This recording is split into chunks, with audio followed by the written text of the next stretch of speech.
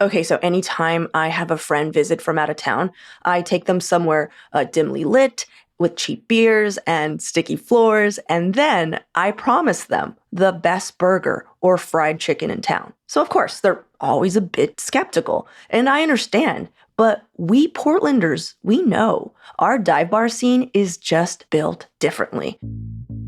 Today on the show, producers John Notarianni and Giulia Fiaoni join me for a Portland dive bar roundup. Which have the best food? Which have the best mixed drinks? Which ones are the coziest to huddle up during the winter?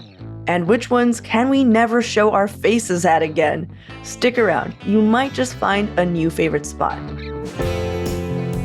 It's Tuesday, January 10th, 2023. I'm Claudia Meza, and this is CityCast Portland.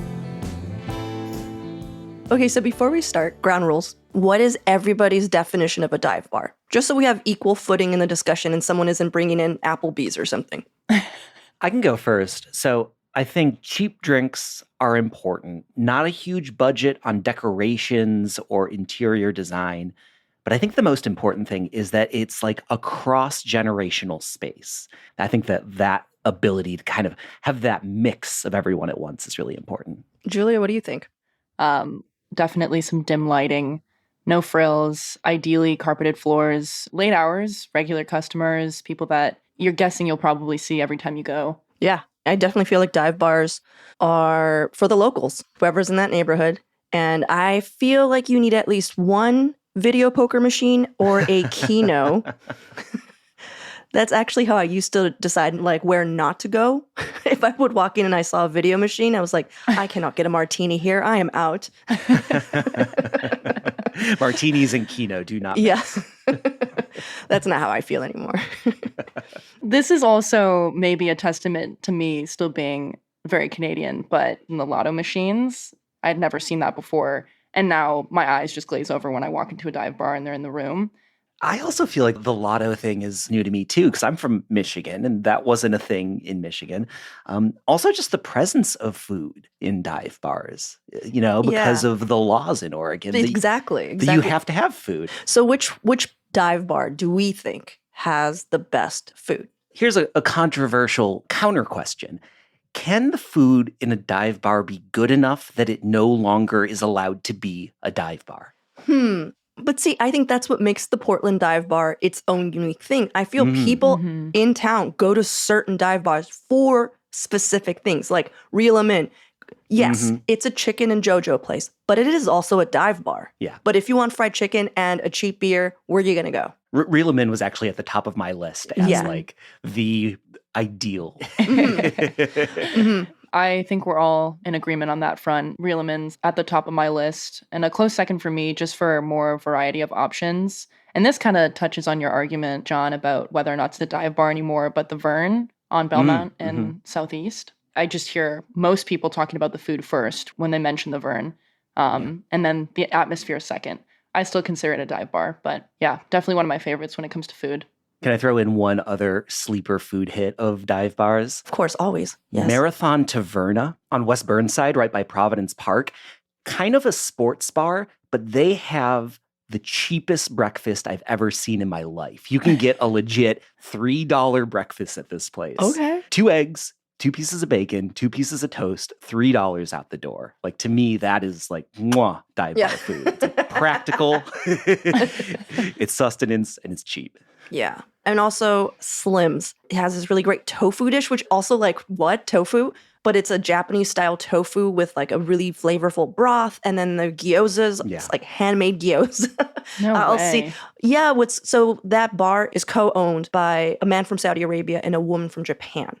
And so she runs the kitchen and he runs the bar. And it's really funny to see these like kind of lumberjack looking bartenders just delicately putting the gyoza together on trays. And there's usually 2 of them and their heads down, wearing their flannels with their little beard. I'm just like, I better not get a beard hair in that, man. Just like putting that stuff together. And I don't know. It's such a whole vibe. And that's like one of my favorites as well for food. Because it's surprising. Yeah. Yeah. I think you hit it. I think a really good dive bar, it's supposed to surprise you. It's the undersell. It's the undersell. It's like, oh, you're going to come in, you're going to get your Rainier tall boy, and here's a magnificent piece of fried chicken. And Yes. here is a burger that you're not going to find anywhere else. Yeah, because it's kind of like finding a community you didn't know existed, and like the food can be a part of it. Exactly. Okay. Can I flip it? Sure. What's a great dive bar that you like to hang out at, but like would be trepidatious about eating at? They serve food, but you're not quite sure if you're going to eat it. What's on that list for you guys? Okay, I'm going to give a really controversial take on which one. The Florida Room. And I know the Florida Room is beloved, but I've never been a fan of their food. It's just like very fried, and for me, it's always been a little bland. And I don't like fried and bland. Yeah. I would say anytime I go to Florida Room, it's just like tater tots. Florida Rooms is like a tater tot bar. Yeah, exactly. And I'm not a big fry person or like tater tots. Whenever we go to Florida Room, I have to remind myself to eat beforehand because there's not gonna be much for me there. Yeah. Here's the thing, though. That's certainly a luxury that I think Portlanders don't maybe recognize, where you can choose to not eat at a tater tot bar. Because like that sounds great for a dive bar to be serving decent tater tots. Yeah. Rather than just like thumbtacked chip bags to the walls, which is usually the case. I feel like I just trashed the Florida Room's food, but my next question was going to be which one, makes a surprisingly good cocktail. And I also want to bring Florida Room back because they actually make a decent cocktail because they have a hand juicer there. So all their juices are fresh and delicious, and you could just get a juice if you want, It's funny that you mentioned that because the one time I went to the Florida Room, I got a cocktail that required for them to use the hand juicer. And I felt like the bartender had no idea what they were doing. And they totally overshot the balance. And it came out to be like this strange watery drink with like pre-melted ice cubes. And oh man, now we're going back. His hand's all sticky. He's like handing me the cup. Like, here you go. Florida Room, I tried. No, I tried. I'm like, you don't feel good about that. Don't give me that. Did he garnish it with some mint though? There's something in there to cover it up. John, what about you? I feel like the mason jar cocktail is something you can trust at a dive bar, of them just like dumping a bunch of stuff into like a glass jar. And there's the Swift Lounge is the place that has a menu of like mason jar cocktails. They're on Northeast Broadway. And that is like, if I'm going to a dive bar and want a mixed drink, that's what I'm getting. Something that's just like a big jar of ice and juice and a little bit of liquor in it. So I'm going to out you, John. You used to be a bartender. I was, yeah. A mixologist. I worked more on the cocktail end than the dive bar end. But spent time on both sides of the bar for sure. So what's your go-to dive bar drink? Knowing, as I said, it's not a usual place for a martini. I'm probably just going to get a beer. As someone who has made cocktails professionally, I think if you're going to a dive bar, you should tread very carefully if you're ordering a cocktail. I had this friend who used to work at a dive bar in Detroit, actually. And every time I came in, he would like make fun of me by miming like he was making a fancy cocktail. Just like the idea that he was going to make a nice drink in that room was so absurd. He was just like, hey, look at me. I'm shaking a cocktail like you, John. And then he just pours you some Old Crow. Yeah. I think the key to that is just becoming friends with the bartender, because I go to the Sandy Hut on occasion and I've started to make friends with the bartender there. And whatever I ask for, it always comes out pretty decent. More decent than any other dive bar. The Sandy Hut is no longer a dive bar, though. The Sandy Hut is not a dive bar. Not. Exactly. It used to be. It used to be. Yeah. So what is it now? Now it's been upgraded to a place where people go for fancy drinks and food. But it used to be a dive bar. I think it had carpet. Like it was gnarls. Yeah, they took like a power washer to it. Cleaned 2 decades of grime off. It's funny to hear that because it still feels like one to me, but one that is trendy, where I feel like a lot of people my age are going to like take photos. I think it's like dive bar museum. Exactly. It's like a preserved replica of what a dive bar used to be. Dive bars are the opposite of trendy. Yep. If you go into a dive bar and you feel cool, you're not at a dive bar. Yeah. I can accept that. Okay, let's take a little break here. And when we come back, let's talk jukeboxes, let's talk coziest spots, and maybe which ones we never go back to.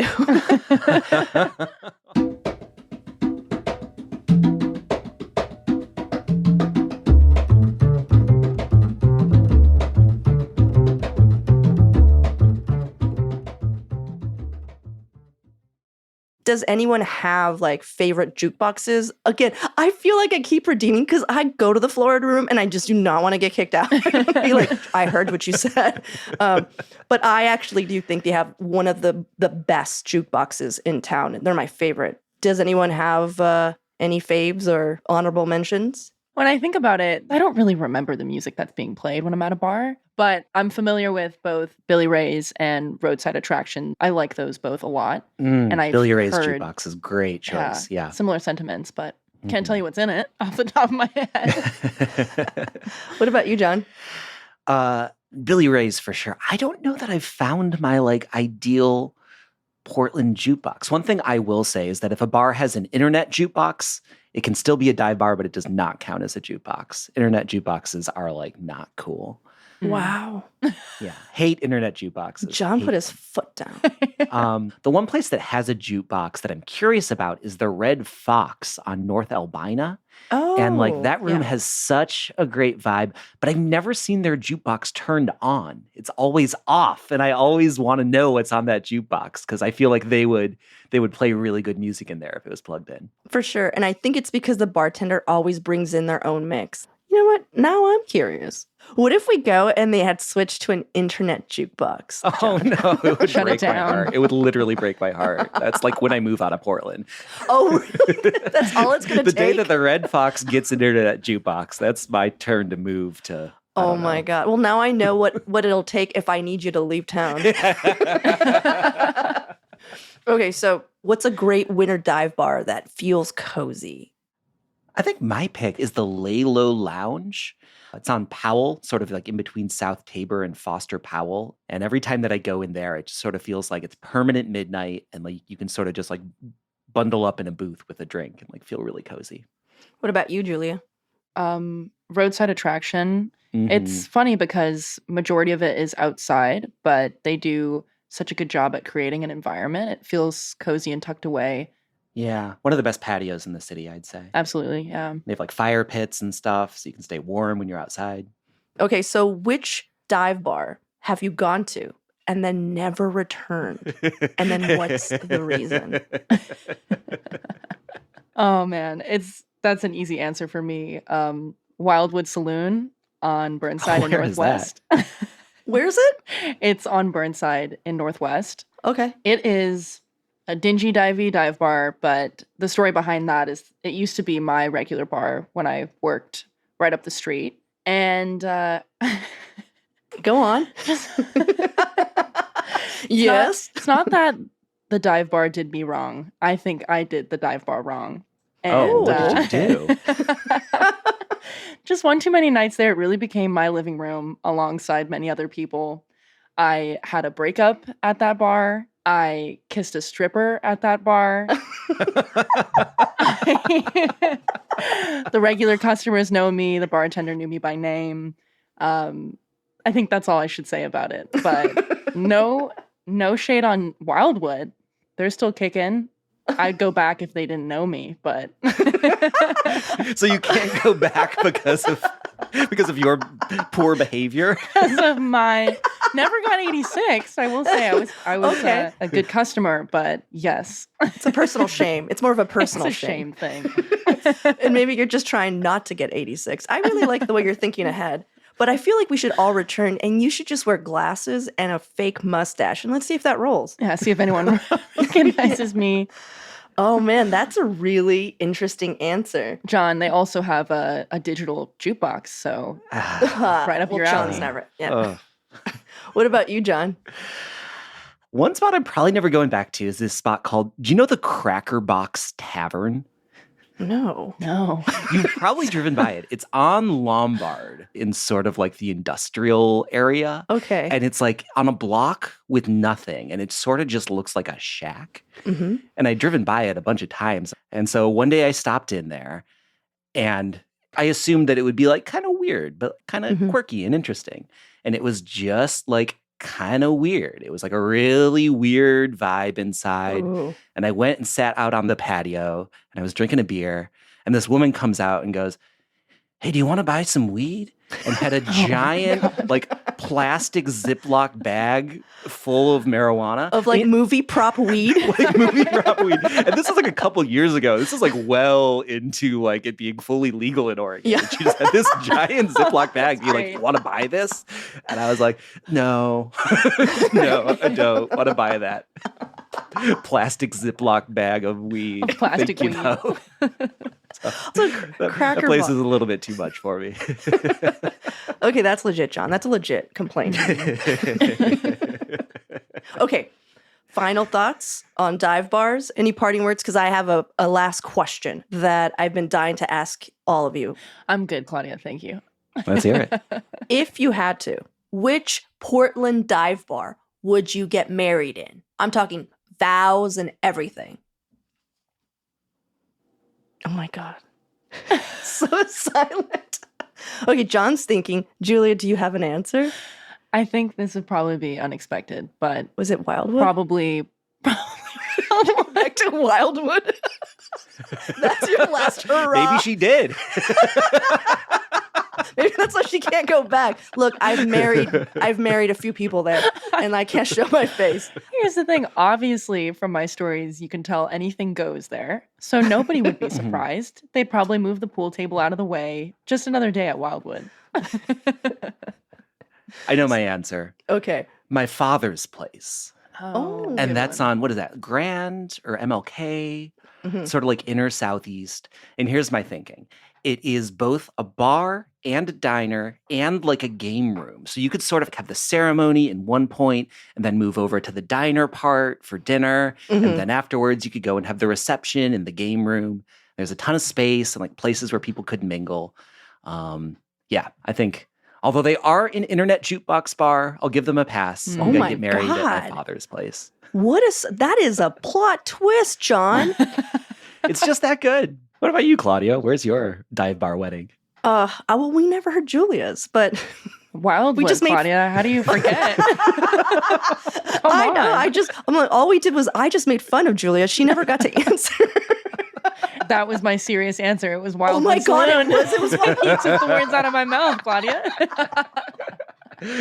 That's amazing. I guess Claudia's not invited. She's not convinced. Oh my God. Oh. What did I do? That's me outside of your wedding at Wildwood. What did I do? How about yourself? I would get married at Slim's because it's right there. Mhm. I feel like if I crane my neck, I might see it from my window. It's big enough, and I could possibly get a very tailored menu from the chef there. And if for some reason, like, people wanted to mill about, it's right on the strip, heart of St. John's. I feel like there's enough for, like, my family who came to my wedding at Slim's. Go across the street, catch a movie. I think Claudia would get married to Slims. Yeah, sounds like it. The way you're talking about it makes me think of my Wildwood wedding. And I guess everyone's eating corn dogs because that's all they have. Corn dogs are good. Are there vegan corn dogs? Those are my favorite. Of course not. Oh, great. Cool. Doesn't matter because I'm obviously not invited to your wedding. Sean, am I invited to your wedding? Oh, yeah, everyone's invited. Anybody out there listening, everyone is invited at my father's place. Date TBD. Thanks for joining us in this very important discussion. Check out our show notes for links to all the places we mentioned. Do you have any favorite dive bars you'd like to recommend we check out? Follow us at CityCastPDX on Instagram and Twitter, and leave us a comment there. And now it's time for your microdose of news. The county's public animal shelter is struggling after a surge of intake over the holidays. Last week, Multnomah County Animal Services announced they'd have to temporarily stop accepting strays and lost pets. And the problems don't stop there. This weekend, the Oregonian reported that the shelter had neglected dogs to the point that they developed behavior problems, and some had to be euthanized as a result. Now, if you want to help out by taking home a new pet, in-person adoptions are set to resume tomorrow. And you might have heard that reading proficiency plummeted in Oregon schools during the pandemic, but now some experts are wondering whether outdated curriculum is to blame. The latest research finds students learn best with a phonic approach to reading. Now that means sounding words out letter by letter. But the Oregonian reports that Portland public schools focused on what's called a balanced literacy for several years. It teaches students to guess unfamiliar words through context clues. But students keep falling behind. PPS has been working hard, though, to get its elementary students back on track. In the past 3 years, the district has spent millions of dollars to revamp its literacy curriculum. Here's hoping that helps. If you want more local news, join our newsletter, Hey Portland. It's hot and fresh off the internet presses every morning and straight to your inbox before your coffee is even brewed. I'll throw a link to it in our show notes. That's all for today here on CityCast Portland. If you enjoyed the show, share it with your favorite bartender or leave us a review. It'll really help us out. We'll be back in the next few days with more from around the city. See you at Slim's, at my wedding.